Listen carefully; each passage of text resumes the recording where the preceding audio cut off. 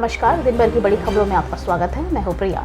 इस बुलेटिन में हम बात करेंगे पीके की नई पार्टी के बारे में। साथ ही बात करेंगे कि आपके किस विधायक को लगता है कि केजरीवाल है पीएम के उम्मीदवार।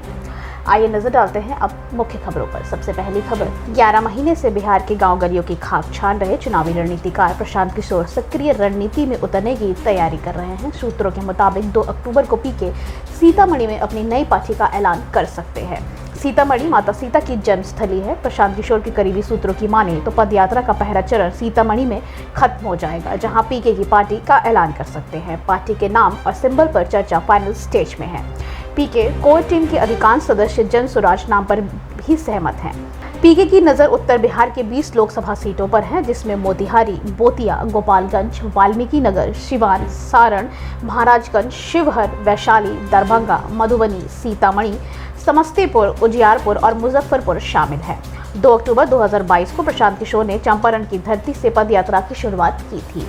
पीके अब चंपारण, गोपालगंज, सिवान, सारण, वैशाली और समस्तीपुर की यात्रा कर चुके हैं। अभी पीके की पदयात्रा मुजफ्फरपुर में है, जो दरभंगा और मधुबनी होते हुए सीतामढ़ी तक जाएगी। अगली खबर, कांग्रेस नेता राहुल गांधी ने चीन के नए नक्शे पर प्रतिक्रिया देते हुए कहा कि मैं वर्षों से कह रहा हूं कि प्रधानमंत्री ने जो कहा कि लद्दाख में 1 इंच जमीन नहीं गई है, ये सरासर झूठ है।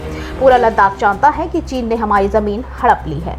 कांग्रेस नेता ने साथ ही कहा कि मैप की बात बड़ी गंभीर है, लेकिन चीन जमीन तो ले ही चुका है।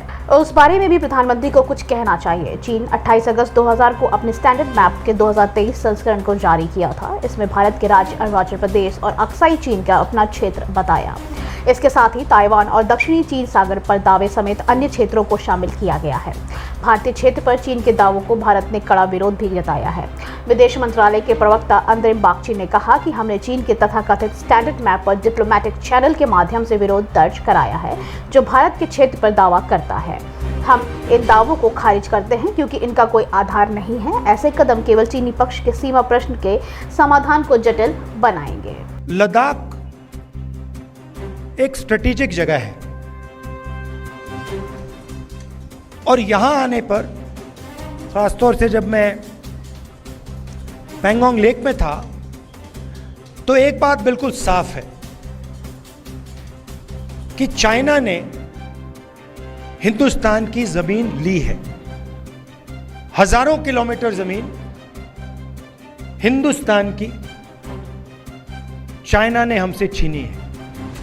और दुख की बात है कि हिंदुस्तान के प्रधानमंत्री ने ऑपोजिशन की मीटिंग में कहा कि हिंदुस्तान का 1 इंच किसी ने नहीं लिया है। यह सरासर झूठ है। लद्दाख का हर व्यक्ति इस बात को जानता है कि लद्दाख की जमीन चाइना ने हिंदुस्तान से ली है और प्रधानमंत्री जी सच नहीं बोल रहे हैं। अगली खबर, आगामी लोकसभा चुनाव को लेकर देश भर की सभी पार्टियों ने अपनी कमर कस ली है। बीजेपी को हराने के लिए जहां देश की ज्यादातर बड़ी पार्टियां ने इंडिया गठबंधन बनाया है, वहीं बहुजन समाजवादी पार्टी की भी इंडिया गठबंधन में शामिल होने को लेकर कयास लगाए जा रहे थे। फिलहाल इस बार अकेले लड़ने का मन बना रही बसपा प्रमुख मायावती ने अब एनडीए और इंडिया का गठबंधन पर निशाना साधते हुए दोनों ही गठबंधन पर गरीब विरोधी होने के साथ ही जातिवाद होने का आरोप भी लगाया है। दरअसल बसपा प्रमुख ने एक्स पर सोशल मीडिया की पोस्ट करते हुए एनडीए और इंडिया गठबंधन पर बड़ा आरोप लगाया है। मायावती का कहना है कि एनडीए और इंडिया के गठबंधन में शामिल पार्टियां जातिवादी और सांप्रदायिक होने के साथ ही पूंजीवादी नीतियों वाली पार्टी है, जिनकी नीतियों के खिलाफ बसपा हमेशा संघर्ष करती रहेगी। उन्होंने अपनी पोस्ट से साफ कर दिया है कि वे किसी भी गठबंधन में शामिल नहीं होंगी। अगली खबर, राष्ट्रपति द्रौपदी मुर्मू, उपराष्ट्रपति जगदीप धनखड़ और प्रधानमंत्री नरेंद्र मोदी ने रक्षाबंधन के शुभ अवसर पर देशवासियों को शुभकामनाएं दी हैं। राष्ट्रपति ने अपने ट्विटर पर लिखा कि रक्षाबंधन के शुभ अवसर पर आप सभी देशवासियों को शुभकामनाएं। यह त्यौहार भाई बहन के अटूट प्यार का प्रतीक है। उन्होंने देश में महिलाओं के लिए अधिक सुरक्षित माहौल बनाने का संकल्प लेने की भी अपील की है। साथ ही प्रधानमंत्री ने भी अपने ट्विटर अकाउंट पर लिखा कि मेरे परिवार के सभी सदस्यों को रक्षाबंधन की शुभकामनाएं। भाई और बहन के बीच अटूट विश्वास और अपार प्रेम को समर्पित शुभ त्यौहार हमारी संस्कृति का पवित्र प्रतिबिंब है। साथ ही उन्होंने कहा, मैं कामना करता हूं कि यह त्यौहार हर किसी के जीवन में स्नेह, सद्भाव और सौहार्द की भावना को और गहरा करे। केंद्रीय गृह मंत्री अमित शाह ने भी सभी देशवासियों को हार्दिक शुभकामनाएं दी है। शाह ने कहा कि सभी देशवासियों को रक्षाबंधन की हार्दिक शुभकामनाएं। भाई बहन के अटूट रिश्ते और प्यार का प्रतीक यह पावन पर्व सभी के जीवन में सुख और समृद्धि लाए। अगली खबर, बिहार के शिक्षा विभाग ने सरकारी स्कूलों की छुट्टियों की कटौती कर दी है। अब से दिसंबर तक विभिन्न पर्व त्योहारों पर स्कूल में 23 छुट्टियां थी, जिसे घटाकर 11 कर दिया गया है। इस पर भाजपा के नेता भड़कते नजर आ रहे हैं। केंद्रीय मंत्री गिरिराज सिंह ने कहा कि अब क्या सरिया लागू कर देना चाहिए। शिक्षा विभाग के अपर मुख्य सचिव के पाठक के निर्देश पर प्रारंभिक से उच्च विद्यालयों तक की छुट्टियों में कटौती करने का आदेश जारी किया गया था। इसके तहत दुर्गा पूजा के पहले स्कूलों की 6 दिन की छुट्टी थी, जिसे अब घटाकर रविवार जोड़कर 3 दिन कर दिया गया है। इसी तरह दिवाली, चित्रगुप्त पूजा, भैया दूज और छठ पूजा का 13 नवंबर से 21 नवंबर तक की छुट्टियां घोषित की गई थी, लेकिन अब इसमें कटौती करते हुए मात्र 4 दिन की छुट्टी कर दी गई है। इस आदेश के बाद केंद्रीय मंत्री और बेगूसराय के सांसद गिरिराज सिंह ने अपने एक्स हैंडल से पोस्ट करते हुए लिखा कि शिक्षा विभाग बिहार सरकार द्वारा दुर्गा पूजा, दिवाली और छठ पूजा की छुट्टियां रद्द कर दी गई है।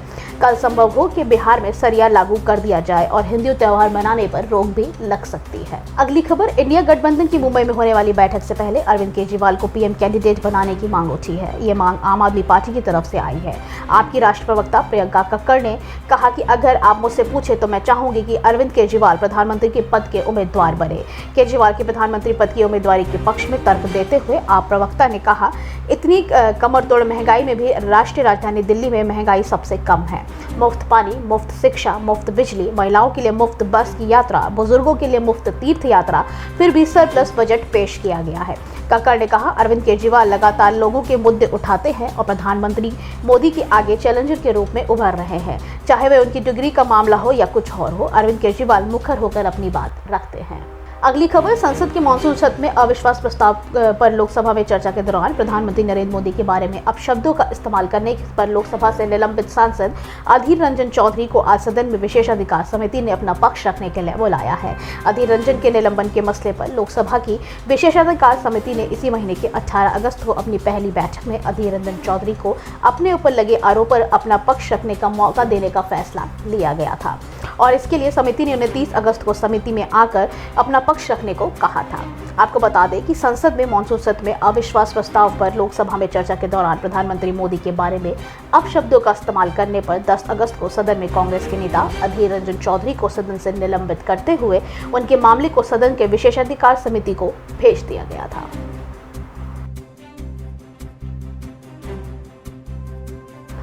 अगली खबर, इंडिया गठबंधन में मुंबई में होने जा रही विपक्षी पार्टियों की बैठक का पूरा शेड्यूल जारी किया है। ये बैठक 31 अगस्त और 1 सितंबर को मुंबई के ग्रैंड हयात होटल में होनी है। बुधवार को शाम 4 बजे महाविकास अघाड़ी की प्रेस कॉन्फ्रेंस होगी, जिसमें बैठक के बारे में जानकारी दी जाएगी। तय कार्यक्रम के मुताबिक 31 अगस्त को इंडिया गठबंधन में शामिल राजनीतिक पार्टियों के नेता मुंबई पहुंचेंगे। शाम 6 से 6:30 बजे से अतिथियों का स्वागत भी किया जाएगा।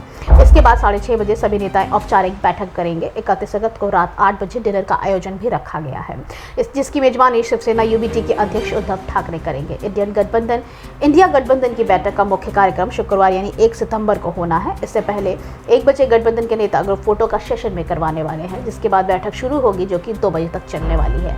बैठक शुरू होने से पहले ही गठबंधन को लेकर गठबंधन का एक लोगो भी जारी किया जाएगा। आज के लिए बस इतना ही। बाकी खबरें जानने के लिए देखते रहिए द पब्लिक इंडिया। धन्यवाद।